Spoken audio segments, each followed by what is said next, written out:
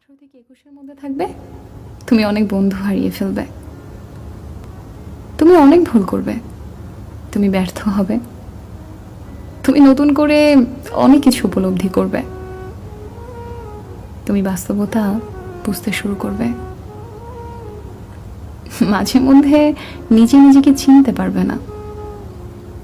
তুমি অনেক কঠিন কঠিন পরিস্থিতির মধ্য দিয়ে যাবে, যেমন হতাশা, একাকিত্ব, বিষণ্ণতা তোমাকে ছাড়তেই চাইবে না। যাদেরকে তুমি এই পৃথিবীর সবচেয়ে ভালো মানুষ বলে জানতে, চিনতে, তারাও তোমার বিশ্বাস ভেঙে ফেলবে, তোমার সাথে বিশ্বাসঘাতকতা করবে।